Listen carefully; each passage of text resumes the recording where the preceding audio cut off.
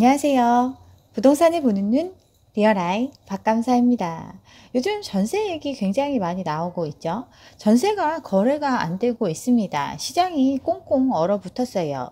전세 시장에도 대출 규제의 영향으로 눈치 보기 장세가 이어진다고 판단하고 있는데, 어쨌든 학군 수요가 탄탄하다는 목동도 지금 세입자를 못 구해서 발을 동동 구르고 있습니다. 매매는 아예 죽었죠. 12월 달 서울 아파트 매매 건수 129건으로 1년 전에 대비해서 60분의 1 수준으로 줄었습니다. 전세 거래도 3분의 1이 채 안 돼요. 이 정도로 시장은 꽁꽁 얼어붙고 있습니다. 이러한 상황에서 우리가 정말 주의해야 되는 거 깡통 전세죠. 깡통 전세 다 알고 계시죠? 담보대출이나 전세보증금의 합이 매매가보다 더 높은 경우를 우리는 깡통 전세라고 합니다.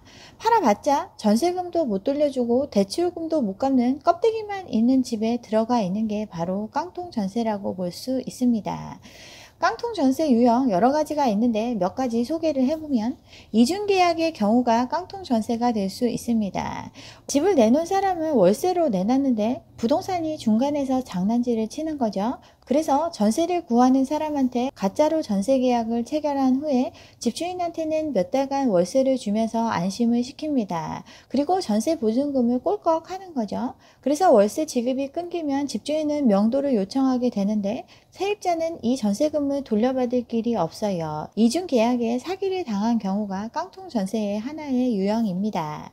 또 다른 깡통 전세, 다가구에 전세 들어가는 경우가 해당이 되는데, 다가구 여러 사람이 살고 있지만 공부상에는 하나의 집으로 취급이 됩니다. 단독주택 하나라고 볼 수 있어요.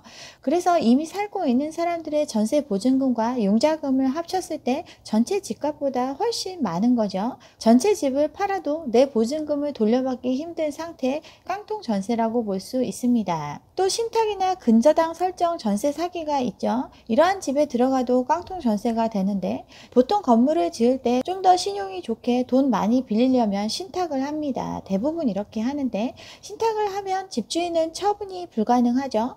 신탁 회사한테 명의를 넘기고 집주인이 사용 수익 처분이 불가능합니다. 집주인과 신탁사의 권리 내역을 파악하지 않은 상태에서 집주인과 계약을 하게 되면 나중에 이걸 주장할 수가 없어요. 이런 집에 들어가게 돼도 깡통 전세를 면하기 힘듭니다.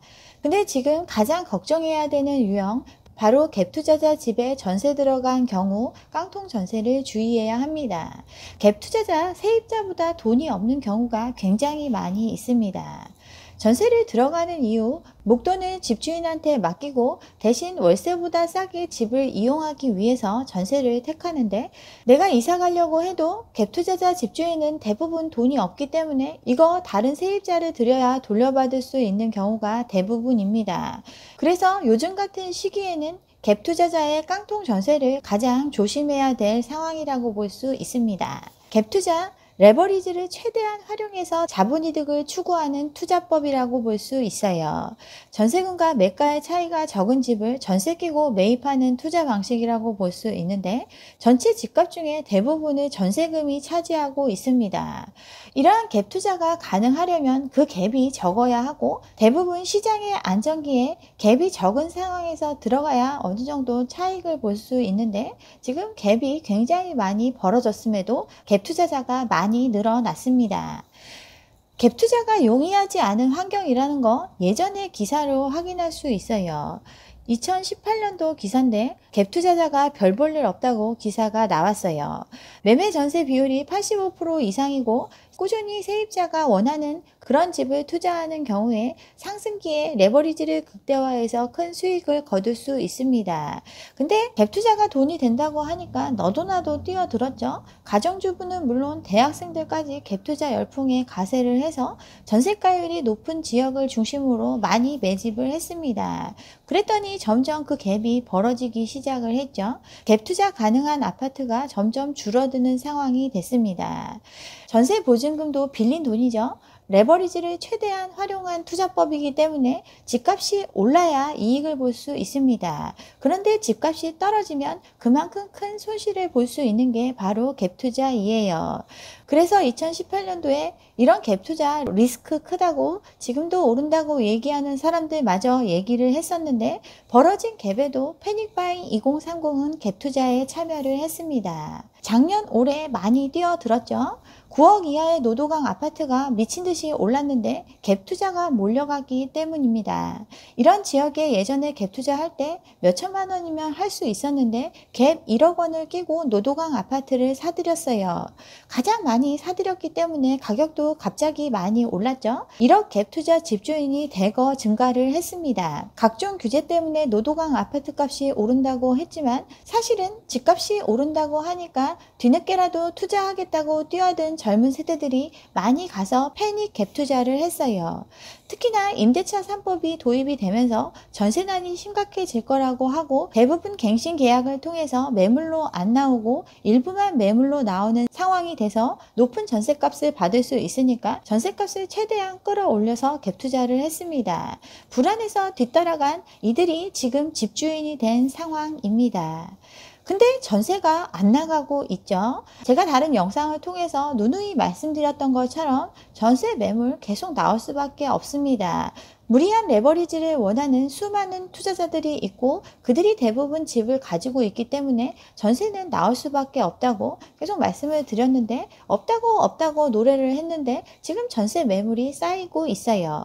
이삿날이 코앞인데 집 보러 오는 사람이 없죠. 서울의 전세 매물이 5만 건을 넘어섰습니다. 매매는 아예 사라졌고 전세도 대부분이 재계약을 통해서 그냥 눌러앉고 있지 새로 집을 구하는 사람들이 없습니다. 이사철인데도 거래량이 급감을 했고 수능이 끝났는데 전세 수요보다 공급이 더 많은 상황이 됐어요. 그래서 아직 세입자 못 구해서 돈 못 돌려주는 사람도 많고 이런저런 난처한 상황에 처한 사람들이 많이 있습니다. 그나마 세입자를 구할 수 있는 지역이면 다행인데 떼먹고 나물러라 하는 경우도 비일비재하게 생기고 있죠. 집주인한테 떼인 전세금이 올해만 5천억이 넘어갑니다. 역대 최대 규모라고 볼 수 있어요. 허그에서 주택보증을 통해서 전세보증금에 대한 안전장치를 하고 있는데 허그에 전세자금 보증을 받으면 세입자 입장에서 돈을 빼는데 무리가 없지만 허그는 손실을 보게 됩니다. 전세 반환 보증 사고 금액이 5천억을 넘어섰어요. 대신 갚아준 것도 역대 최대치죠. 깡통 전세가 그만큼 많이 늘어났기 때문에 이러한 현상이 일어나고 있어요. 2015년부터 계속 증가를 했는데 16년도의 사고액은 34억에 불과했습니다. 근데 작년에 4천억이 넘고 올해 5천억이 넘어가는 등 100배 이상 사고가 늘어나고 있습니다. 갭 투자하는 사람 굉장히 공격적으로 갭 투자들을 하는데 300채 매집했다가 세입자한테 떠넘긴 사례도 나타났죠. 동탄에 갭 투자 300채 한 사람이 대거 집을 경매로 넘겼습니다. 손실이 나자 세입자한테 떠넘기려고 가족을 동원해서 고의 경매로 들어가게 했죠. 10년 전부터 비슷한 수법으로 천안 동탄에만 300채를 가지고 있는 사람, 이거 근데 합법이죠. 세입자한테 사라고 강매하거나 세입자가 안 산다고 버티면 경매로 넘겨서 집을 정리해 버리는 거죠. 세입자한테 전세보증금 날릴 수 있으니까 차라리 사라고 회유하면서 이렇게 정리를 합니다. 이 사람 정말 손해봤을까요? 손해보는 거 최소화하기 위해서 경매 넘겼다고 하지만 수년간 1, 2천만 원 갭 끼고 집을 매집했고 그 사이에 전세 보증금은 계속 올려왔습니다. 대부분 투입 자금을 회수했고 이익도 봤죠? 이제 이 집이 없어도 상관없는 사람입니다. 그러니 세입자 보고 사라고 하거나 후순위 근저당 건에 기해서 경매로 털어버리는 이렇게 정리를 하는 길을 택했어요. 수년간 반복해왔고 이 손실은 고스란히 세입자의 몫으로 돌아갑니다. 갭투자의 문제가 바로 이거죠. 근데 18년도에 이제 갭투자 시대가 끝났다고 했는데 19년 하반기부터 올해까지 집 안 사면 큰일 날 거라고 생각한 젊은 사람들이 패닉 갭 투자에 참여를 했습니다. 이제 그들이 집주인이 됐어요. 저금리와 전세가 상승을 타고 빚 무서운 줄 모르고 뛰어든 사람들이 집주인이 됐습니다. 갭 투자가 얼마나 많이 늘었는지 살펴보면 2017년도에 14%밖에 안 됐는데 지금 올해 7월 기준에서 40%가 넘게 갭 투자입니다. 문정부 들어서 40%대로 늘어났어요. 돈 한 푼 안 들이고 갭 투자한 경우가 2만 건이 넘어가죠. 이런 집들 전부 다 깡통 전세의 위험이 있습니다. 임대보증금과 대출을 동시에 이용해서 갭 투자를 했기 때문에 대부분이 빚이라고 볼 수 있어요. 이런 상황에서 집값이 올라주고 그 집을 누군가 사줄 사람이 많다면 문제가 없겠지만 집값이 하락하게 되면 집주인은 세입자한테 돈 돌려줄 길이 없습니다. 깡통 전세의 위험이 곳곳에 도사리고 있어요. 뛰는 집값에 집안 곳곳도 갭 투자가 성행을 했다고 하는데 전세난 노래에 전세대출도 엄청나게 많이 해줬는데 이걸 타고 전국으로 갭 투자가 퍼져갔습니다. 특히 1억 미만 아파트 규제를 피했다고 하면서 외지인들이 가서 갭 끼고 잔뜩 사놨죠. 지방 같은 경우 수요는 한정되어 있어요. 이렇게 높은 금액에 들어간 경우에 깡통 전세 문제로 수년간 골머리를 썩일 수 있습니다. 폭증한 갭 투자의 특징, 예전엔 몇천만 원으로 했었는데 지금은 억 단위로 갭을 끼고 들어간 상황입니다. 갭을 마련하는데도 신용대출이나 온갖 방법을 통해서 들어갔어요. 근데 그들이 버티기 힘든 현실이 눈앞에 펼쳐지고 있습니다. 값이 계속 떨어지고 있죠. 1억 4천만 원까지 뚝 떨어진 강북 아파트에 노도강 팔자가 더 많아졌다고 핫하다고 노래했던 게 불과 몇 달 전입니다. 연일 급등한다고 하고 내놓으면 바로바로 팔린다고 이 정도 값이면 아직도 저평가됐다고 하면서 서로 뛰어가서 사더니 분위기가 급냉하고 있어요. 예전부터 이 동네 사시던 분들 이 정도 가격이면 팔고 딴 데 가는 게 낫다 이런 생각이 드니까 팔자는 비슷한데 살려는 사람들이 줄어들면서 패닉에 빠졌습니다. 동두천 지역도 장난질 쳤는데 여기도 가파르게 하락을 보이고 있어요. 40% 가까이 뛰었는데 첫 하락을 보였다고 이거 조정 신호냐 아니냐 뭐 이런 얘기들 하고 있는데 동두천 정말 서울에서 멉니다. 근데 GTX 호재라고 하면서 가서 집값 들쑤시고 젊은 사람들 꼬셔서 여기 가서 사게 했는데 지금 그런 지역부터 하락의 시그널이 나오고 있어요. 외지인이 다 빠져나가고 나니까 반값으로 뚝 떨어진 거죠. 올해 동두천의 갭투자 비율이 70% 가까이 되는데 이들 동두천에 전세 사는 사람보다 더 돈 없는 젊은 사람들이 집주인이 된 상황이라고 볼 수 있습니다. 동두천만 그런 게 아니죠. 광명도 하락으로 전환을 했습니다. 1, 2억씩 뚝뚝 떨어지는 거 일도 아니죠. 집값이 가파르게 올랐던 만큼 떨어지는 것도 한순간이라고 볼 수 있습니다. 사람들이 굉장히 착각하고 있는 게 집값이 오르면 그건 당연하다고 생각하면서 떨어지는 건 당연하지 않다고 생각을 합니다. 단기간에 올랐으면 단기간에 빠질 수도 있는 게 집값 아닐까요? 그냥 버틸 수 있으면 언젠간 오르겠지 하면서 버티려고 해도 생각만큼 쉽지 않습니다. 내년에 대출 조이기는 더 엄격해집니다. 그동안 무분별하게 대출을 내주다 보니까 이게 이제 우리 경제의 시한폭탄으로 자리 잡았습니다. 전세 보증금을 빼고도 GDP 대비해서 100%가 넘어간 가계부채 때문에 그대로 둘 수 없는 상황이에요. 그래서 DSR 규제 조기에 도입을 하고 가계부채 총량 규제도 올해보다 더 빡세게 하기로 했습니다. 이제 소득을 고려한 대출로 전환하겠다는 뜻이죠. 갭 투자한 사람들 어디서 돈 나올 길이 없습니다. 빌린 돈값도 계속 올라가고 있죠. 미 연준 금리 인상을 공식화했습니다. 인플레가 심각해지니까 내후년에 올리겠다고 했던 금리도 내년에 올린다고 발표를 했죠. 미국이 금리를 올리면 우리나라 같은 신흥국에서 자금이 빠져나갈 수 있기 때문에 우리나라는 더 빨리 올릴 수밖에 없습니다.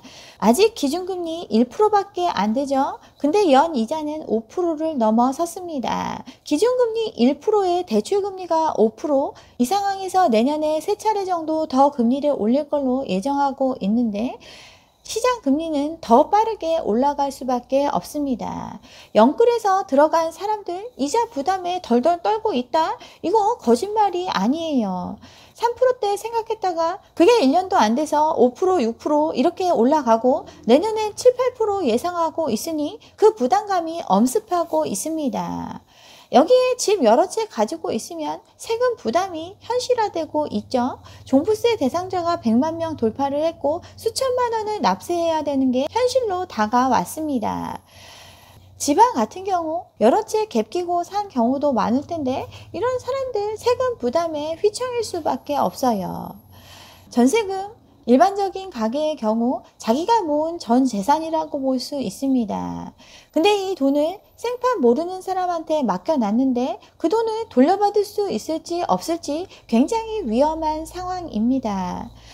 그 모아놓은 돈도 모자라서 전세자금 대출로 더 보태서 집주인한테 빌려줬는데 그들이 갚을 능력이 있는지 없는지 의심스러운 상황이에요. 가계부채 1800조 넘어가고 자영업자 대출, 전세보증금, 그리고 임대사업자 만들어서 기업 대출로 받아간 수많은 부채가 지금 집주인들이 갚아야 할 돈입니다. 그들이 집을 처분해서 이걸 갚을 수 있으면 모르겠는데 매매도 안 되고 돈도 못 빌리고 지금 빌린 돈도 간당간당 감당하기 힘든 상황이에요. 내 전세금이 위험한 상황이라고 볼 수 있습니다. 지금 전세 구하시는 분들, 그래서 여러 가지 이유로 현 상황에 그냥 머무르시거나 아니면 나중에 최악의 경우에는 내가 전세금으로 산다 생각하고 이동하셔야 된다고 생각을 합니다. 또 내가 살기에는 어떨지 몰라도 사고 싶은 집은 아니라면 일부는 반전세 형태로 돌려서라도 전세보증금 지킬 수 있는 길을 강구하셔야 합니다. 전세보증보험 드는 거 잊지 마시고요. 네, 전세 관련해서 너무 걱정이 돼서 오늘 한번 만들어 봤습니다. 여기까지 준비한 내용이고요. 오늘 제 영상이 좋았다면 좋아요와 구독 잊지 마시고 다음 영상도 함께 해주시기 바랍니다. 감사합니다.